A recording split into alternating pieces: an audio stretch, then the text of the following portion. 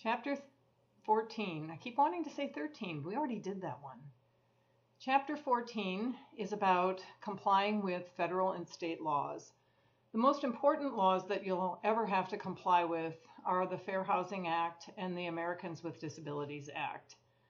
Those have companion laws in Idaho, but federal laws controlling, and the most prominent is the Fair Housing Act, which specifies that you may not discriminate against anyone based on a number of protected classes.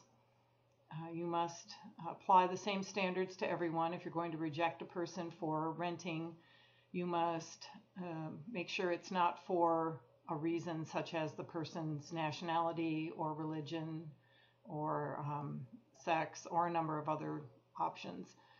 The service animal thing also comes into play here. The fair housing laws require you to allow a person to have a service animal and or an emotional support animal with proper documentation.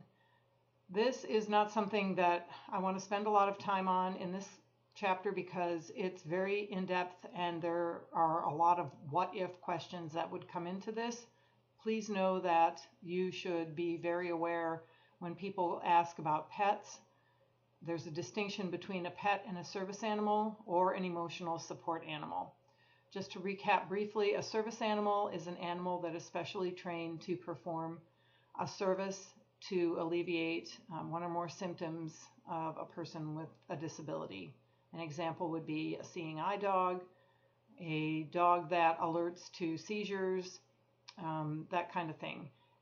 A miniature horse can be a service animal, for example, to pull a person in a wheelchair that doesn't have mobility. The emotional support animal thing is a little loose. That's just the person has a disability that they need emotional support and the animal provides it. The documentation is very vanilla. It's very plain. You can't ask a lot of questions about it, and pretty much anything goes. I would argue that if a person came and said they had 5 cats and they needed them for emotional support, I would argue that is not acceptable and I would not allow it, and I think you'd be on good ground. But I also know that the Fair Housing Council here in Boise investigates those kinds of complaints. So I would tread cautiously if you ever are renting properties to someone and you have questions about service animals or emotional support animals, that you contact your attorney and get legitimate legal advice, because I'm not an attorney, although I have been a paralegal for a lot of years and I have dealt with this, but it's something that you can get in some significant difficulty over, and I wouldn't want that to happen to you. The antitrust laws don't apply as much in your situation as a property manager, other than you're not allowed to price fix. That's mostly where it comes in. If you sit around the table and talk with a bunch of your buddies that are property managers about, well, we should all get together and charge this amount of money for our management fee, and then we'll all be the same and we'll just tell people take it or leave it if they don't like it, that would be price fixing, and that's not allowed. So just be aware of that. The Sherman Antitrust Act does not allow for that. Briefly too, the Americans with Disabilities Act, I want to jump back to catch that, has to do with public spaces and allowing service animals in public spaces. In other words, if you have a common area that members of the public are allowed to enter, such as a clubhouse or a pool, and a person has a service animal, then you must allow the person to have a service animal. There is a distinction under Americans with Disabilities. You do not have to allow emotional support animals. They are not considered service animals. They are companion animals, and that's the distinction. Also, you must make your properties accessible to your tenants. If you have a tenant with a disability who asks for a ground floor apartment to be able to access the unit in a wheelchair and you don't have an elevator, there are only stairs, then you must accommodate that person if you reasonably can.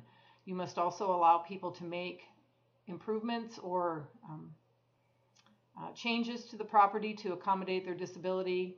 They are allowed to do that. You don't always have to do it, but they are allowed to do it. If they need to install grab bars in the bathroom, you are required to allow that. They are also required to restore the property to its condition when they move out, but that's, again, something that if you run into this a lot, you might want to check with an attorney. And I don't want to get too down in the weeds because everything is fact specific as well. I know several of you have asked about evictions, and I'm going to do a separate module on evictions because I am pretty knowledgeable on those, and that is probably one of the more commonly asked questions from property managers. I'm pretty comfortable giving you some information about that, and I'm going to do that in a separate little module, either probably in next week's lesson, so that you know what you need to do if you have someone in your property that you want to evict.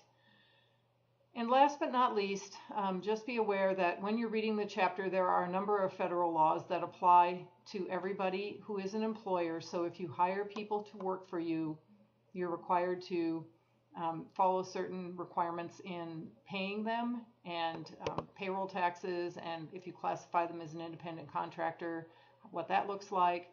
Again, I don't want to get down into too many details. These are questions for accountants and attorneys to answer in your fact-specific situation. You should always consult a professional to get this kind of advice. I just want you to be aware that there are a number of things that could come up that you might run into that you might not have thought of before. Finally, I want to talk briefly about assignment 4.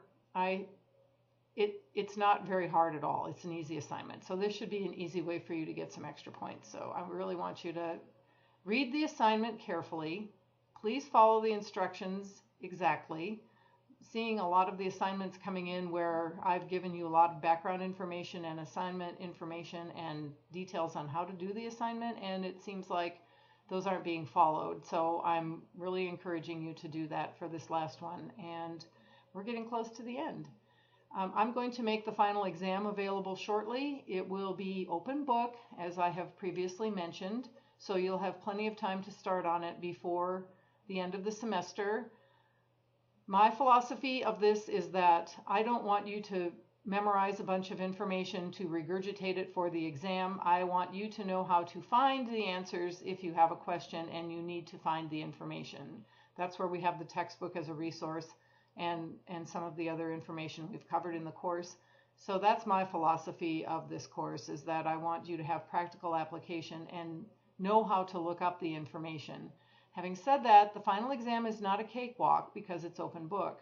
So please don't wait until the day it's due to start it, because you will probably be very upset with me and yourself if you do that. Thanks. Have a great week.